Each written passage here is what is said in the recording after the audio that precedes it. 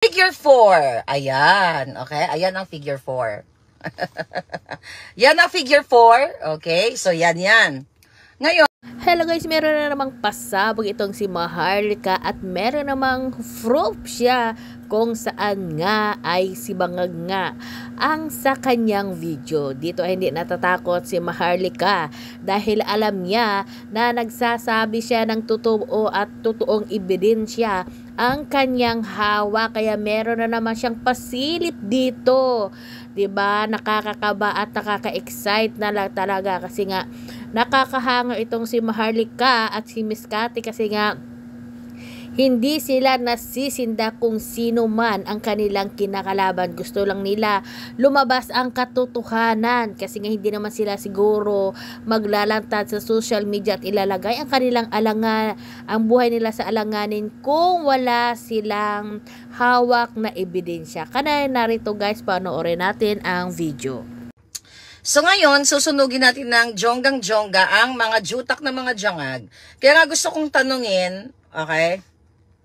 Patikim lang muna to. Ito, pwede ka magpatikim. Patikim lang muna to ha, mga palangga. Magpapatikim lang ako sa inyo. Okay? Okay, frame. Okay, frame type. Okay? Okay. Ito. May papatikim lang ako ng bonggang-bong sa inyo. Yung figure 2. Figure 2. Okay? Here's the figure 2. Okay, nakita nyo yan? Tingnan nga, baka majita yung alindog mo. Mag-cover ka nga ng ay, Pokemon, sorry. Sorry, munti ka na. Munti ka na hitad. Okay. So, ito, nakita nyo yan? Okay. Ito, yan, ganyan. Okay, mapakita ko lang. Ito yung figure 2. Right? Figure 2. Alright. Nakita nyo yun? Patikim lang yun. Figure 2. Tadaran, tatan, tan. O, yan. Mga ganon. Sa computer natin ipapakita. Okay. So, I talked to the forensic expert. Ang sabi ko sa kanya, i-forward ko sa media. I mean, yung buong yung 3 pages. Sabi ko sa kanya, can I forward it to the media? Sabi niya sa akin, no, reserve that para sa korte. Don't feed them.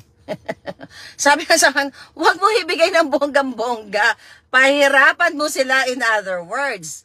But, sabi niya sa akin, you can talk about it. Okay? You can talk about it. Sabi ko sa kanya, I know kasi very very magaling. Okay? Hindi ko naman sasabihin kung saan school siya nag-aaral. Pero siya, isa sa mga UC. 'Di ba? UC, 'di ba? Alam niyo na UC. Basta magaling. So ngayon sabi ko sa kanya, kasi ang dami nanghihingi sa akin. Okay, actually, I'll tell you something, no? Yung isang eksperto, nung nakita niya, hi Raymi, how are you? Yung isang eksperto kasi, na unang-una na nag-authenticate niyan, pagkakita niya ng video ni Bangag Jr., nawindang siya. Sabi, according sa kanya, sabi niya, is this the President of the Philippines? Yun talaga. Ako, 'di ba sabi ko sa inyo, marami akong forensic companies na pinagtatawagan. Ang iba, ayaw nilang mag-authenticate kasi nag-authenticate lang daw sila kung ito ay isasubmit sa korte. Okay? Pero, hindi ko sinabi sa mga forensic experts na yun kung sino yung subject. Alright? Kung sino yung subject. Kasi baka umatras. Yes! Ngayon, ano pa ngayon? Oy, V! Malapit na parating ang aking mga supplies galing sa tawag dito? Sa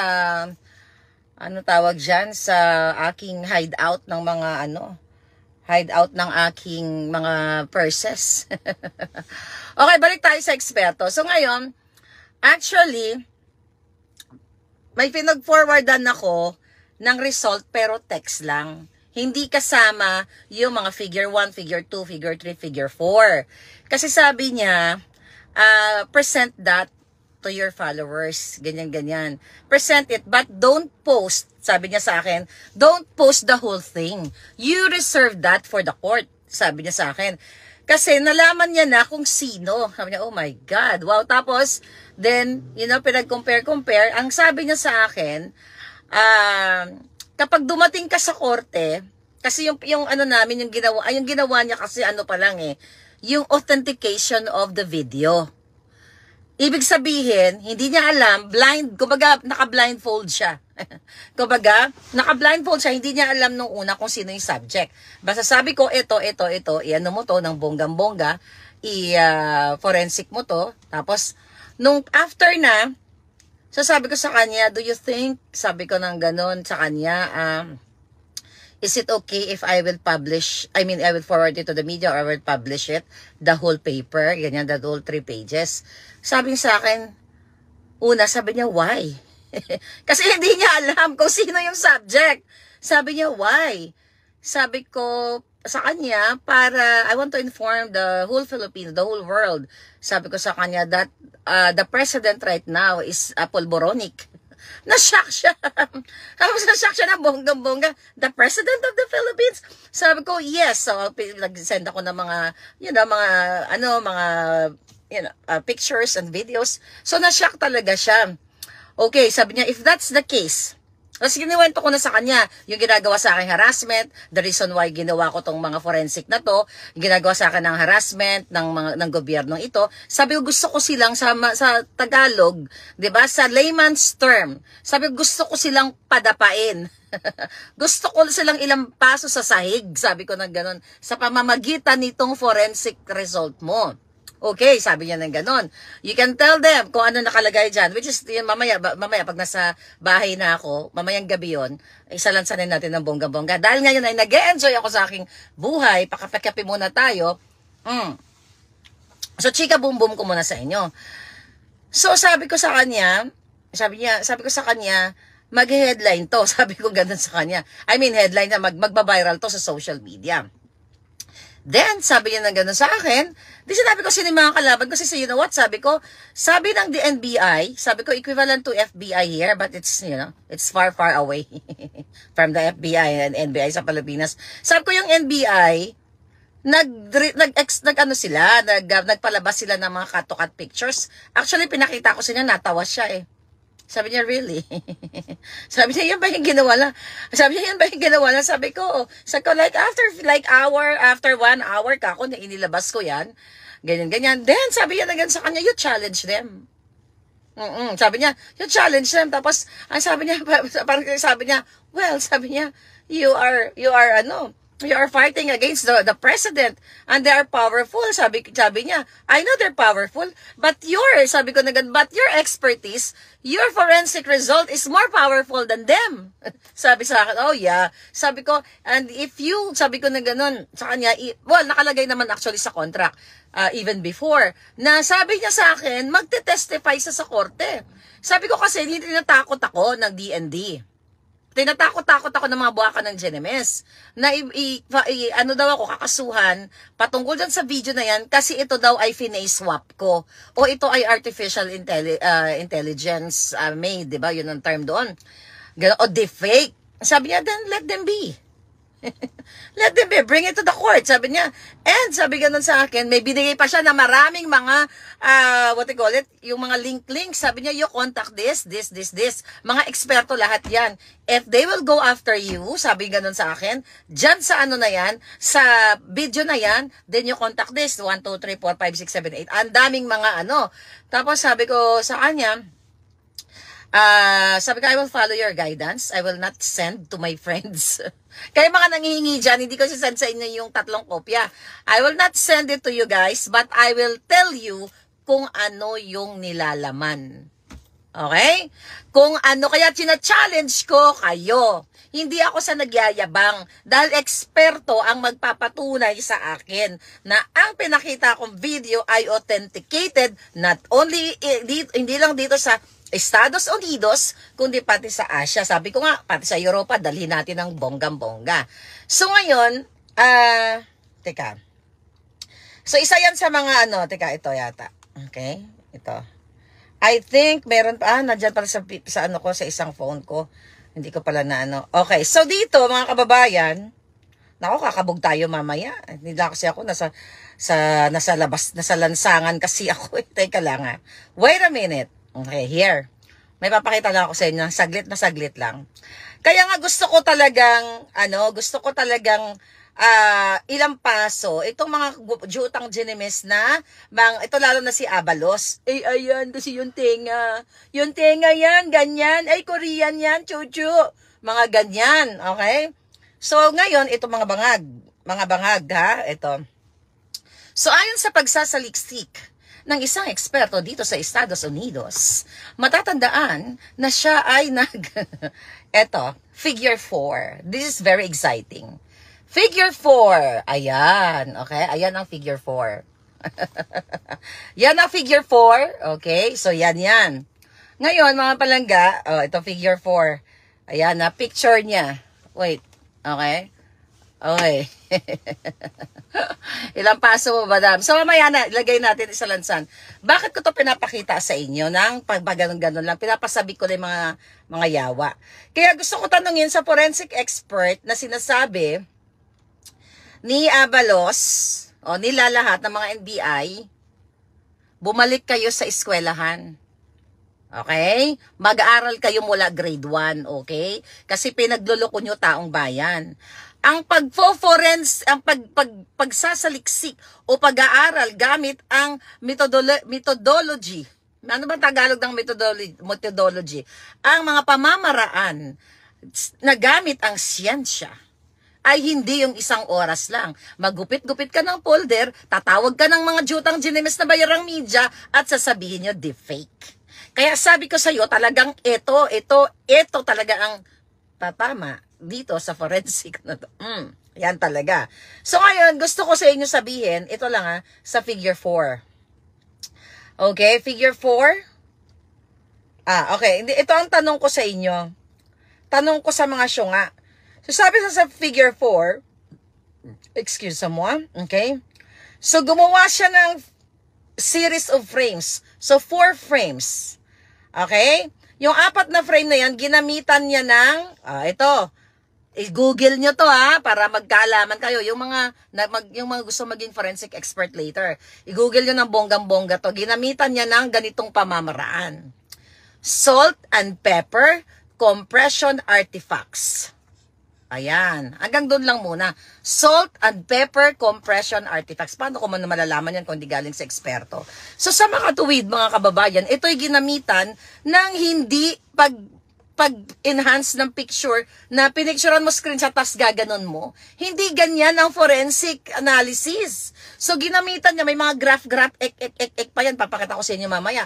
May mga ganon-ganon pa yan with bawat figure, bawat pag-aaral niya, may explanation. Ginamitan ng siyensya, ginamitan ng utak, hindi ginamitan ng pulburon. 'Di ba? 'Yun ang gusto kong sabihin sa inyo.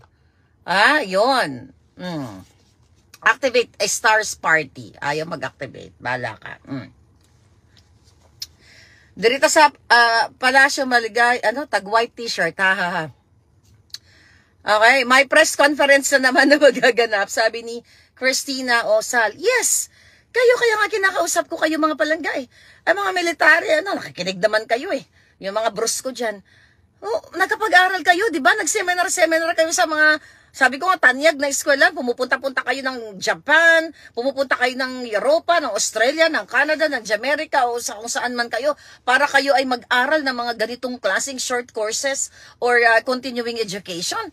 Then, nagpapaniwala kayo sa mga bangag na after ko inilabas yung video na forensic na nila, 1 oras, tapos kumuha ng mga, bumili ng folder sa tindahan ni Aling Nena, tapos dinikit-dikit yung picture, tapos sinabi ang tenga, diba?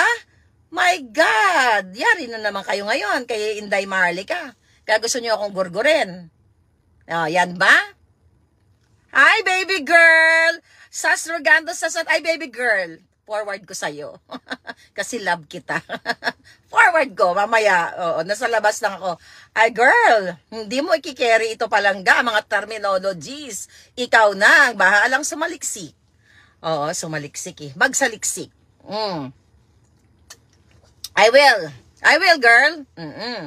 So, may mga papakita ko yung mga figure 1, figure 2 nawindang ako, yung mga salt, pepper, comprehension, artifacts, eklabush, o diba? Ito para maging lead, para, hindi ko naman lulukuhin, bala kayo. Ayaw nyo maniwala sa katotohanan. It's up to you. Ito paano malalaman ni Maharlika to? Ito, isa pang procedure na ginawa niya. Isang method. Kasi diba girl, yung sa inyo, yung ginawa niya sa deepware, although hindi ko nabasa yung mga lahat ng mga term doon na ginamit ng deepware, but gumamit siya ng entropy analysis. E-N-T-R-O-P-Y. Entropy. I don't know how you pronounce that. You Google it. Kasi may mga threshold pala yan. Na ibig sabihin, itong frame na ito, kapag chinek niya, parang sa madaling salita, pag dumaan siya sa ganitong proseso, dapat may threshold na dapat hindi ka lumagpas dyan sa ganitong, hindi ka lumagpas na ganyan. Kasi pag lumagpas ka, AI ka. Or, inalter mo. Diba? Parang ano lang yan, parang blood pressure, 'di ba? Yung normal natin 120/80, kapag nag 130 na sa borderline ka na o 129 ganyan. Pag nasa 145 ka na, altered na, hindi ka na normal kasi lumafang ka ng taba o ng mga cholesterol. Parang ganun lang. So dito sa pag-analyze ng video, may ganun din. May mga threshold pala yan, mga kahitad. Na parang hindi ka lumagpas, itong frame na ito, hindi dapat lumagpas sa ganito, sa ganyan. At not only one method, 2, 3, and 4. Kasi hanggang figure 4 eh. And I will tell you. Okay? Yes. Now what? Okay, si Jude Villanueva. Sabi pa na, ganda ng Tesla. Thank you palangga. Ganda ng Jutang Janines. Kaya ngayon, sige, sige, tanggalin nyo i-impeach nyo si Sara. Kayo dapat ang ma-impeach, lahat kayo. Magsimula kay Gibo, magsimula lahat kayo. Kayo dapat ang ma-impeach or kayo dapat ang matanggal. Niloloko kayo mga kababayan. Sayang naman yung mga magagaling nating estudyante dyan sa UP, sa Ateneo, sa UE, sa UST, name it, University of Mindanao, wherever you are guys, na ginagawa kayong tanga ng gobyernong to. Meron bang forensic? Napakaganon pala, dali pala mag-aral ng forensic, what do you call it? Madali lang pala mag-aral upang maging ikaw ay forensic expert. Ganon lang ba kadali? Na picture lang, tapos ganon, walang data analysis. Di ba girl? Ayan, si Sas, magaling yan magsaliksik yung batang yan. Tiyaga niya ni. Thank you palangga for your service, for your talent, your skills, your alindog. And your brain. Ngayon, so ginagawa kayong mangmang. Kaya nga ang ginagawa sa atin, sinisindak-sindak tayo, tinatakot tayo. Kung ako'y natakot, nung una pa lang nila akong tinakot-takot, di wala na kayong nalaman. Hindi na ito malalaman yung mga pinaggagawa nila. Itong mga video, di na napanood. Itong forensic now, this is the new one. Kasi tina-challenge tayo eh. Actually, I challenge them. Na tinatakot kayo. Ano sabi sa inyo ng mga buwaka ng Genemes? Huwag daw ninyong i-share ang video kasi ito daw ay AI. At kakasuhan kayo. Kaya i-share nyo ng i-share yan ngayon. Nandyan, i-reshare natin uli.